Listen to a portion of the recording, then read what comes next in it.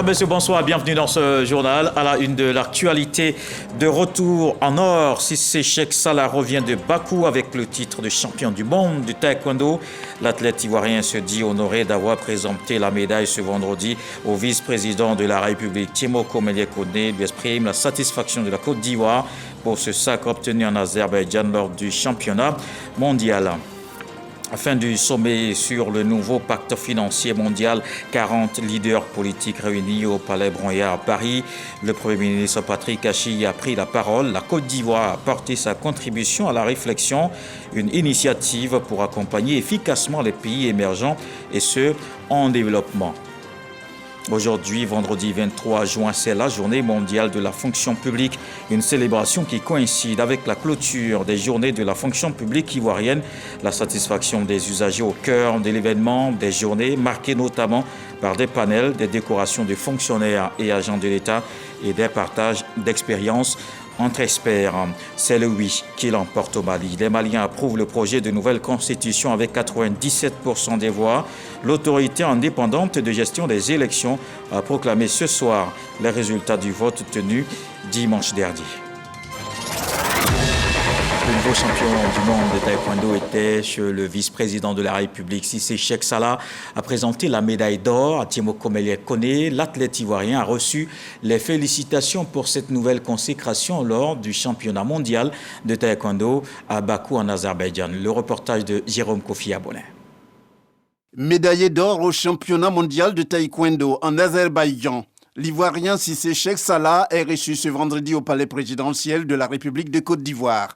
Le champion du monde y est accueilli par le vice-président de la République, Timoko Meliekone, à qui il est venu présenter sa médaille. Je suis vraiment fier. Fier pourquoi? Parce que la Côte d'Ivoire, au nom du président de la République, nous a envoyé en mission. Et nous venons de Bakou au championnat du monde et nous sommes de retour. Nous sommes de retour dans la mesure où je fais champion du monde. Et aujourd'hui, j'ai été reçu par le vice-président.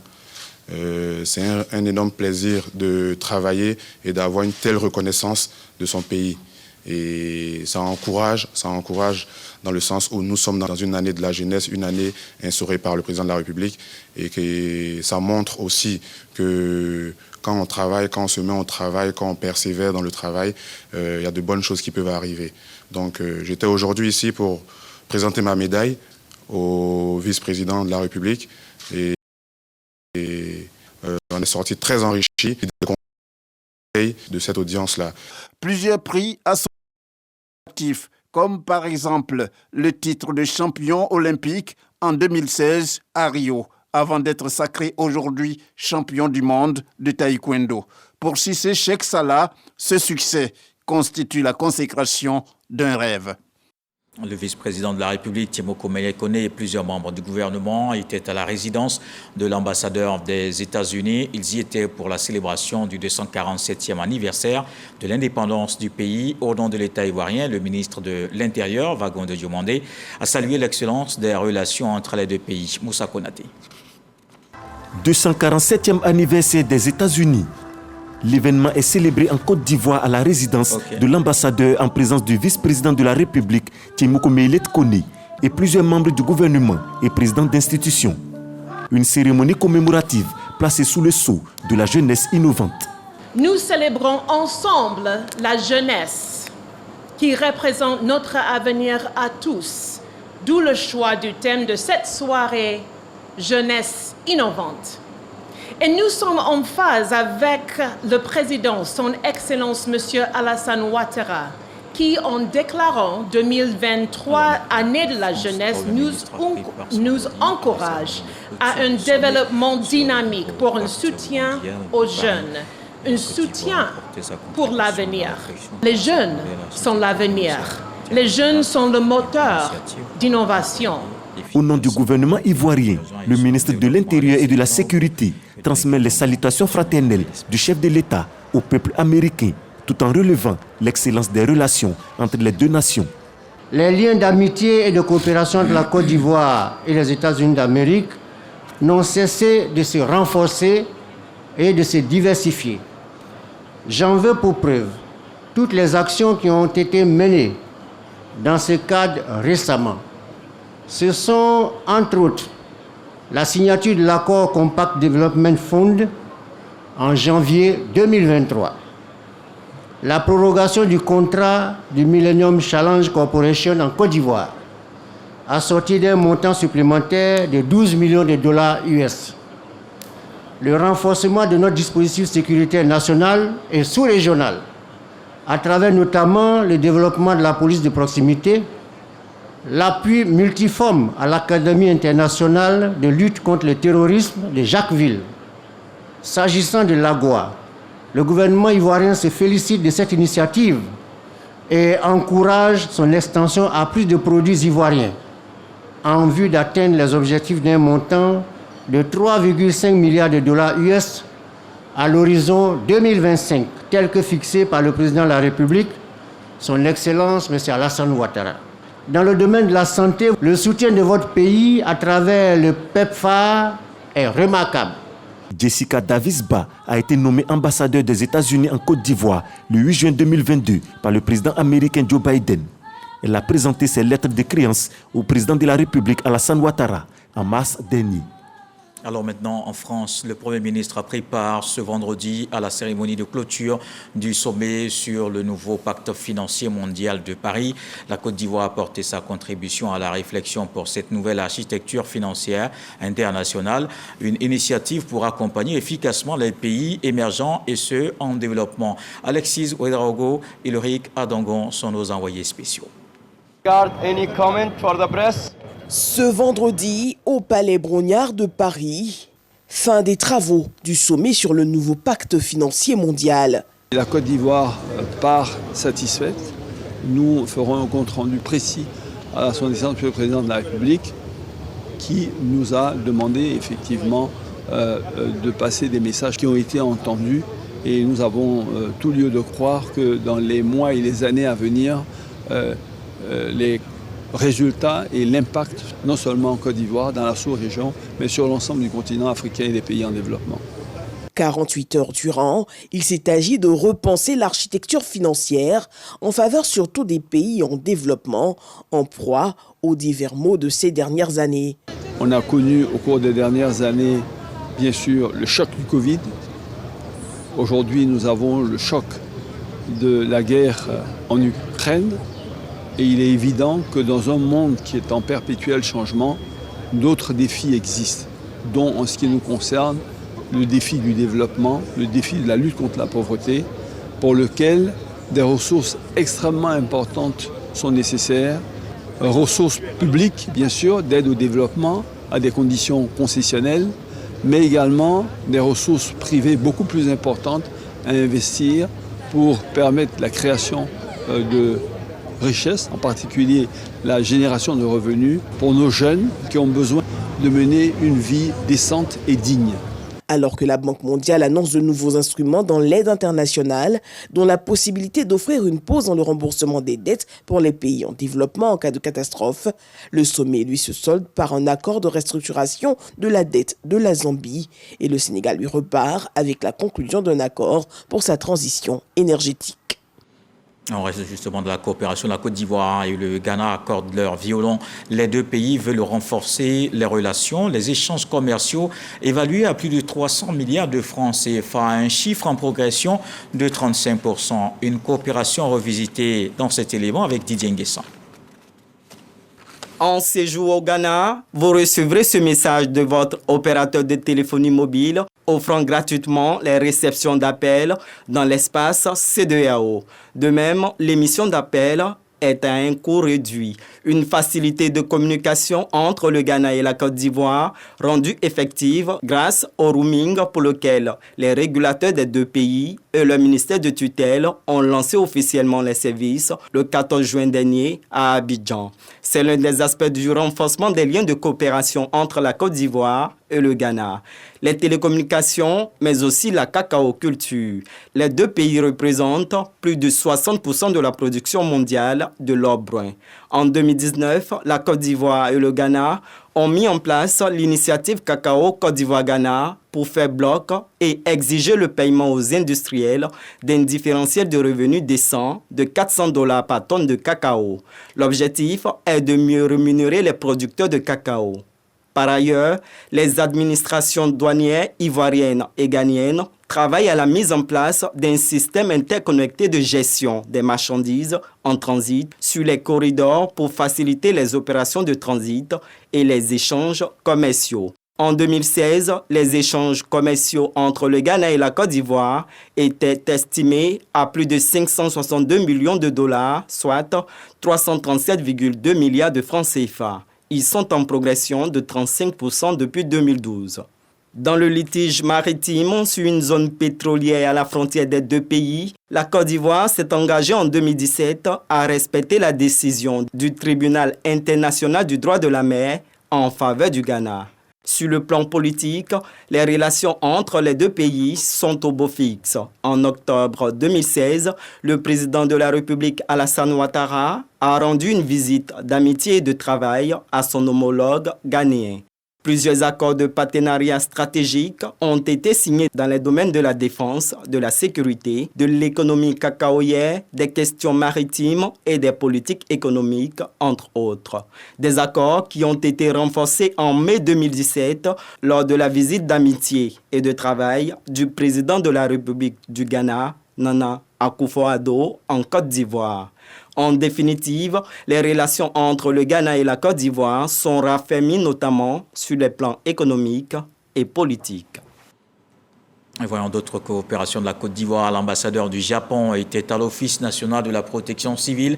L'ONPC bénéficie du projet de renforcement de capacités de prévention des catastrophes. La structure a acquis des équipements et du matériel. Les hommes ont vu leurs capacités renforcées. C'est à présent l'heure du bilan. Voici le reportage de Laure Goretti, Jamak Djadji. L'ambassadeur du Japon en Côte d'Ivoire, Katsuya Ikate, en visite à l'Office national de la protection civile, ONPC. En 2018, la structure a bénéficié de matériel d'intervention et de formation.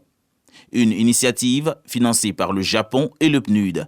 5 ans après, le diplomate nippon et le représentant du PNUD se rendent dans les locaux de l'ONPC pour faire l'état des lieux. Le Japon est un pays très vulnérable aux catastrophes naturelles et désastres comme tremblements de terre, éruptions volcaniques, typhons, intempéries.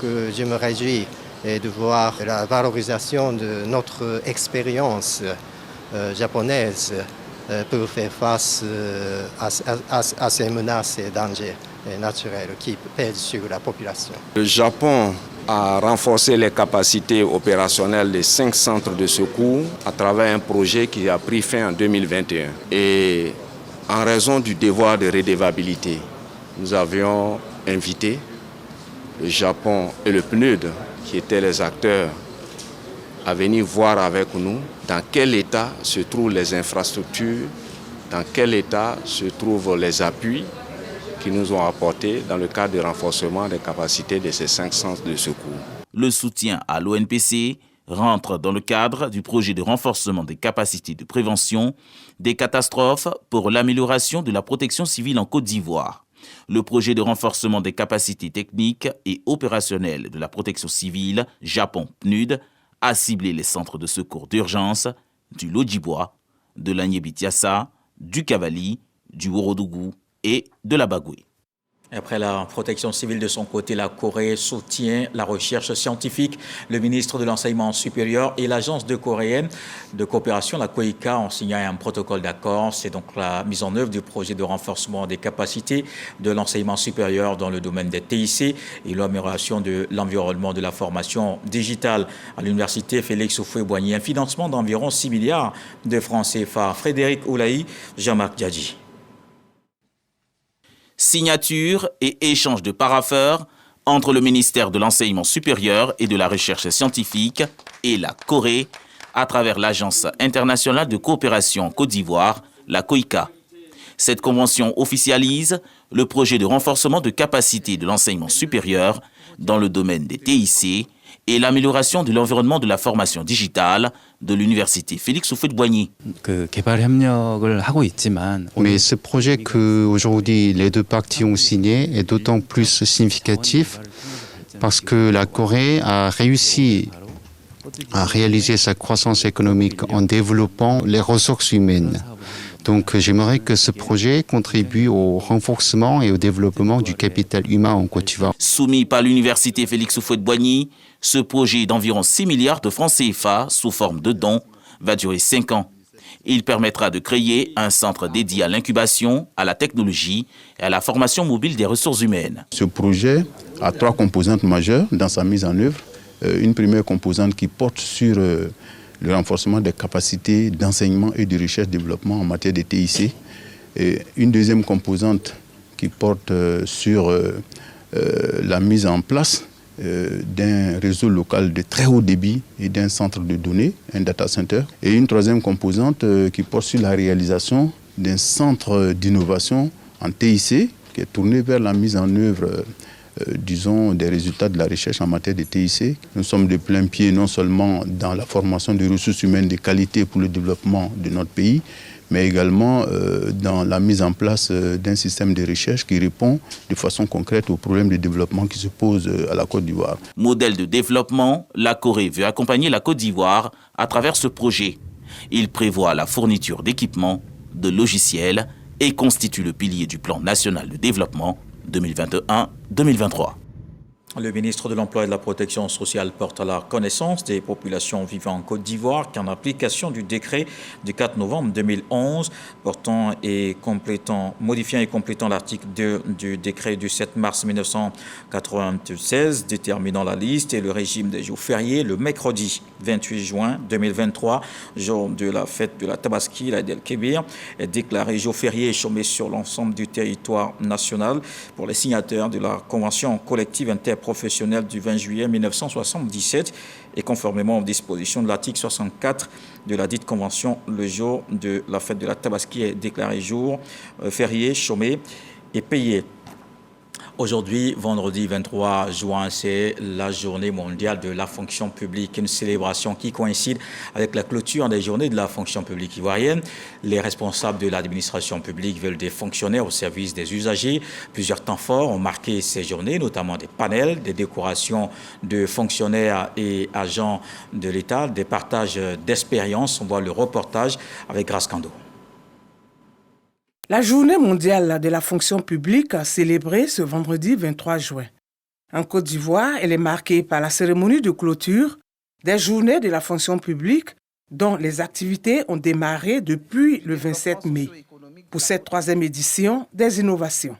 L'organisation d'un tournoi de Maracana interministère doté du trophée de M. le Premier ministre Patrick Hachi. Une autre innovation, l'organisation des journées de la fonction publique, notamment dans 3 régions, l'Anyébi-Tiassa, du Haut-Sassandra et du Béké. Ces fonctionnaires de ces régions ont pu effectivement, pour la première fois, expérimenter l'organisation des journées de la fonction publique sous la haute autorité des préfets.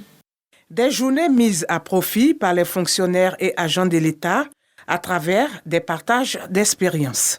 Il s'agit désormais d'une exigence pour notre administration publique de s'adapter aux nouvelles réalités et de se réinventer pour répondre de manière efficace et efficiente aux besoins des citoyens.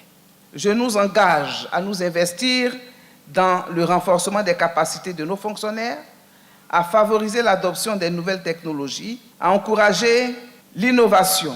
Autre temps fort de la célébration, la distinction de 4 ministres du gouvernement, Kobenan Kwasi Adjoumani, Vagondo Diomandé, Paulin Claude Danho et Amadou Koulibaly. Tous ont été faits commandeurs dans l'ordre du mérite de la fonction publique. Merci à Madame la ministre pour le travail remarquable qu'elle fait au sein du ministère qu'elle dirige. Merci à son Excellence Monsieur Alassane Ouattara, Président de la République de Côte d'Ivoire.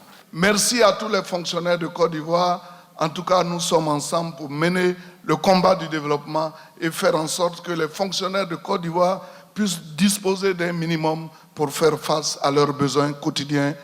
Fonctionnaires et transformation du service public, c'est le thème de cette édition 2023, thème sur lequel s'est prononcé le ministre Wagondo Diomandé, représentant le Premier ministre Patrick Achi. Un changement drastique, total de nos méthodes de travail et de nos manières d'exécuter le service public s'impose.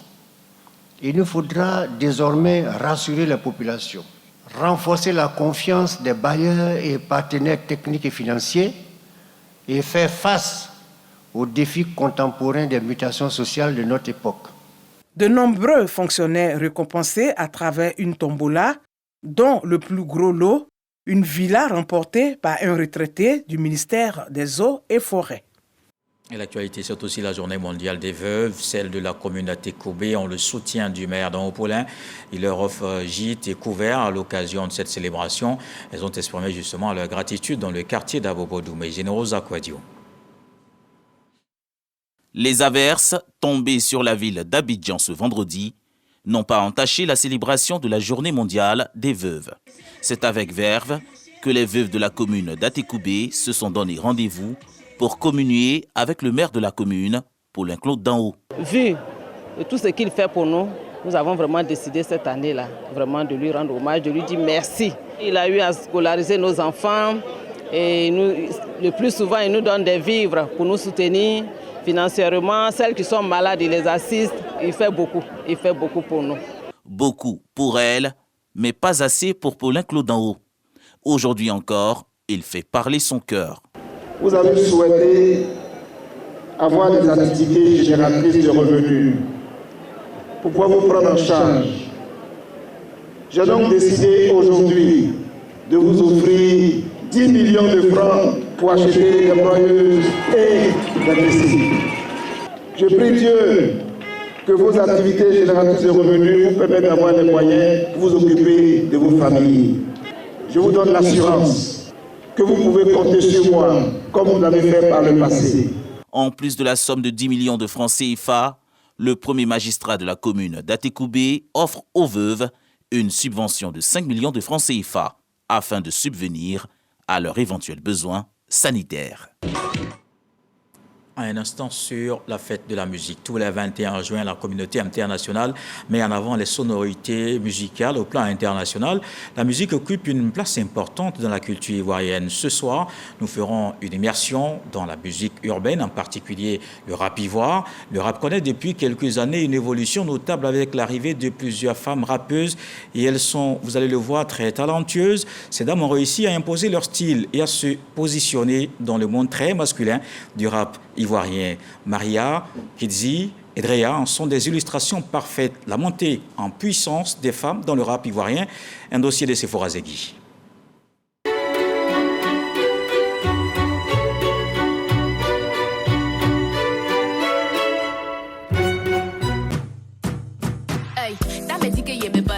Regarde le trou, tu ne vois que mes pieds là, elles coulent comme si j'étais en hauteur.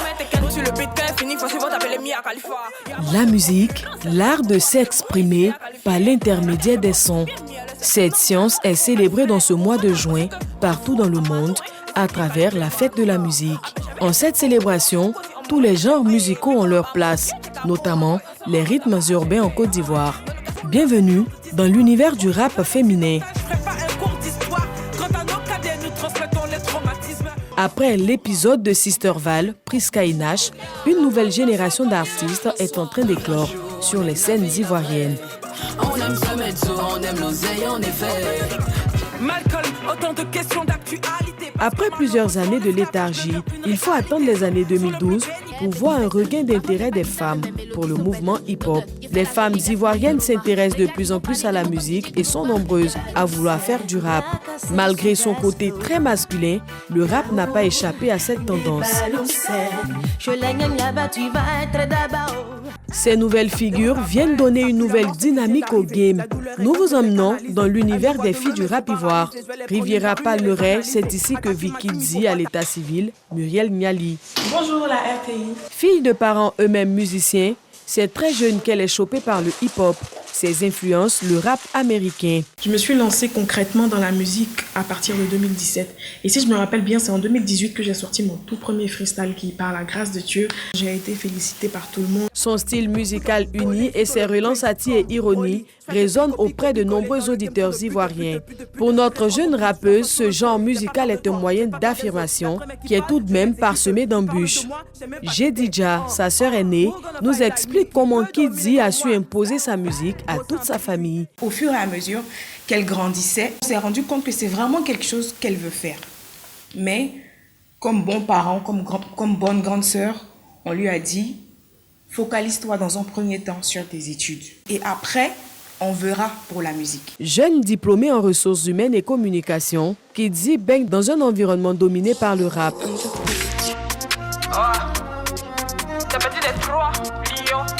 Marla, 20 ans, démarre sa carrière dans le rap à l'âge de 16 ans. Influencée par le groupe Kif No Beat, sa punchline Happy l'a très vite propulsée. La rappeuse a su imposer son style en moins d'une année. Elle a réussi à conquérir un public fidèle et de plus en plus jeune. C'était plus la Marla du quartier qui rappait dans le quartier à ses amis et tout. Maintenant, il fait des shows, tout ça. Donc, je suis obligée d'aller jusqu'au bout. Et puis, ça a créé en moi une vraie passion. À l'école, à la maison et même au quartier, Marla ne jurait que par le rap. Le fait que les filles s'imposent, elles se révèlent comme ça. Vu qu'il n'y a pas assez de jeunes filles, il n'y a pas assez de filles même dans le game ivoirien, c'est vraiment bien. Elle a un rêve tout de même, celui de faire un featuring avec la star internationale Alpha Blondy. Un autre avec Didi B et Damso, un rappeur belgeo-congolais. Les rappeuses ivoiriennes frappent aux portes des maisons de disques. Elles ont su attirer l'attention des majors, l'une d'entre elles, Drea. Entre le studio et les shows télé, la rappeuse a un calendrier bien chargé. C'est à Boaké que son amour pour la musique hip-hop se prononce. Ça a commencé au lycée avec un groupe d'amis. Voilà. À la base, moi, je les accompagnais juste dans les refrains et tout. Des grands frères qui nous approchaient, sinon nos amis et tout, qui nous disaient, au lieu de chanter comme ça dans le vide, pourquoi ne pas essayer de faire une carrière musicale? Et je me suis lancée sur les réseaux sociaux en 2020, comme ça, avec des vidéos freestyle et tout.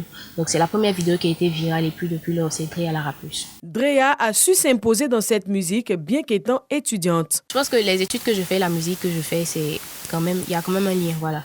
Donc si je fais la musique toute ma vie, c'est-à-dire que peut-être demain, il peut devenir directrice communication d'une société de musique, directeur artistique, c'est qu'elle suivait toujours chanter. Toutes ont des styles différents, mais une chose les rassemble. Elles livrent des tests honnêtes avec des paroles inspirantes et des mélodies envoûtantes qui permettent à leur musique de toucher toutes les générations. Ozone Afrique Bamba, l'un des pionniers du rap ivoire, aujourd'hui animateur télé et radio, est en admiration. Avant, les filles elles manquaient beaucoup de confiance en elles. Il n'y avait pas beaucoup de clips de rappeuses, elles ne prenaient pas la carrière je veux dire, en main, comme aujourd'hui. Il y a beaucoup de business dedans aujourd'hui. Elles sont beaucoup sollicitées. Donc, elles ont un très bon positionnement aujourd'hui dans le rap en Côte d'Ivoire. Pour que ces jeunes rappeuses tiennent haut l'épave dans le jeu artistique moderne, elles doivent innover. C'est l'avis de Delors Inabo, juriste et agent d'artiste. Elles viennent en puissance parce que elles en ont dans le coffre. Elles ont du texte, elles ont de la structure, elles ont de la musique, elles ont leur féminité pour elles. Quand tu mets dans le rapport bad girl et sensualité, ça produit quelque chose. Les jeunes rappeuses ivoiriennes sont un véritable symbole d'espoir pour la jeunesse africaine. Elles ont su se faire une place de choix à travers leurs tests et leurs punchlines dans le game. La fête de la musique est donc l'occasion de les mettre en lumière. Le dossier vit d'ici la montée en puissance des femmes dans le rap ivoirien. Allons maintenant dans le nord du pays. En santé, dans un peu plus de 6 mois, l'hôpital général de Mbengue aura un visage plus réluisant et pourra répondre au mieux aux besoins des populations. La société minière Tongon s'engage à débourser une centaine de millions pour financer les travaux de rénovation et équiper l'hôpital en plateau technique de pointe. Godefroy Okambawa.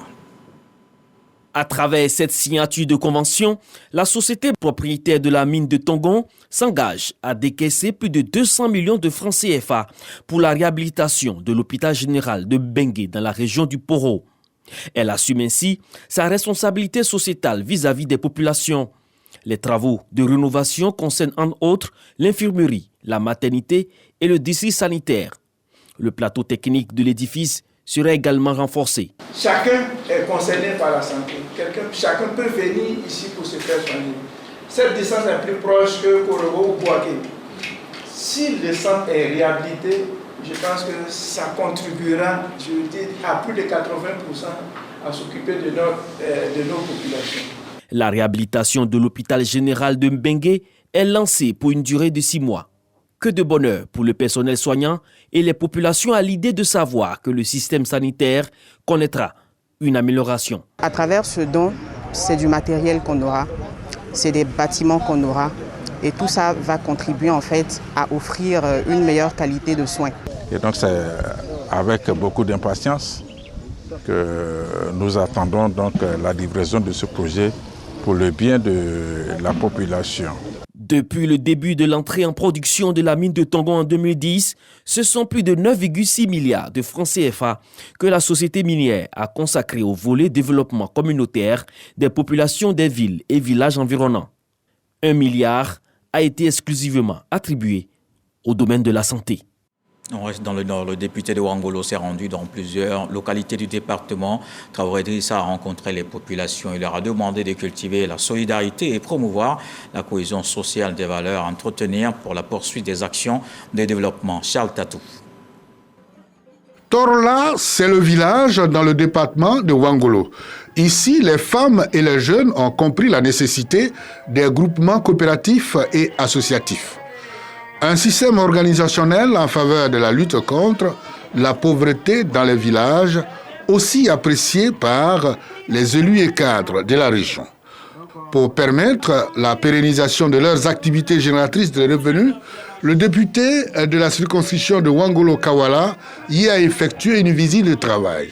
Objectif, promouvoir les valeurs de paix et de cohésion sociale. Pour Traoré Idrissa, sans la paix, il ne peut avoir d'action de développement. Il exhorte les populations rurales à l'unité et l'attente.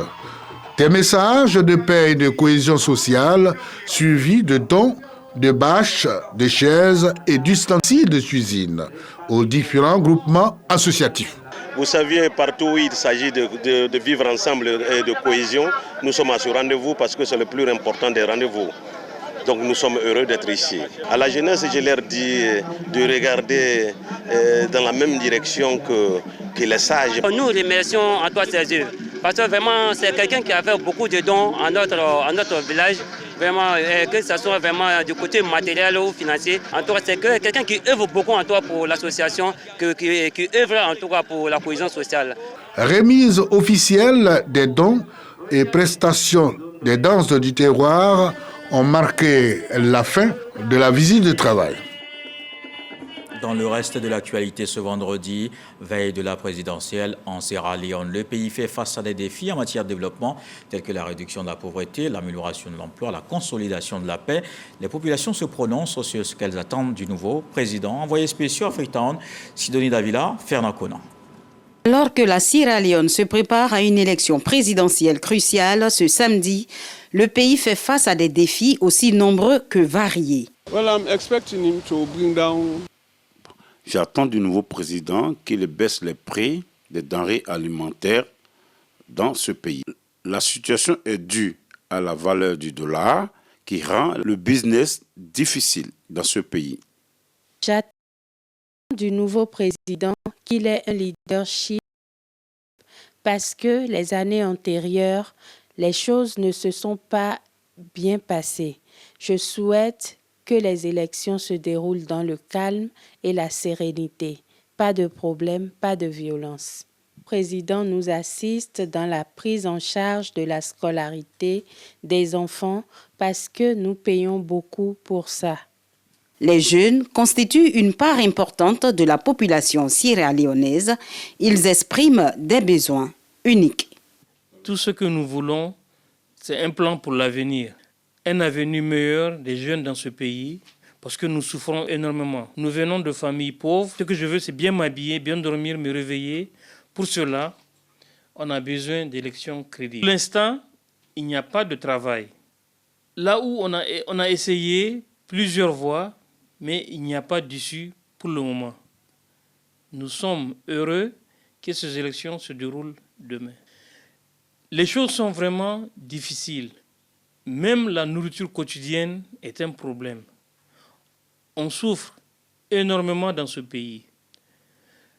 Tout ce qu'on produit, on ne peut pas acheter parce que les choses sont chères. Actuellement, nous n'avons pas le droit de critiquer la situation socio-économique dans ce pays.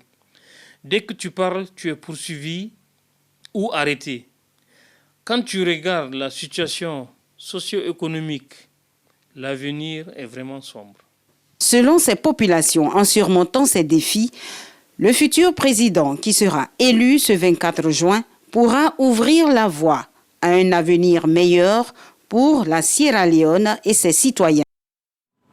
Et c'est lui qui l'emporte au Mali. Les Maliens approuvent le projet de nouvelle constitution avec 97% des voix. L'autorité indépendante de gestion des élections a proclamé ce soir les résultats du vote tenu dimanche dernier. 40%, seul taux de participation. Les observateurs électoraux avaient de leur côté indiqué 28%. L'instance électorale n'a donné aucune explication sur la polémique autour du vote dans la région de Kidal, mais les observateurs électoraux assurent unanimement que le vote n'a pu se tenir nulle part dans la région. Voilà qui met un terme à ce journal. Merci de l'avoir suivi. Retour de l'actualité 23h. Ce soir, le sage nous apprend qu'aucun arbre n'a eu des fruits sans avoir eu d'abord des fleurs. Demain 20h, retrouvez Marie Longour.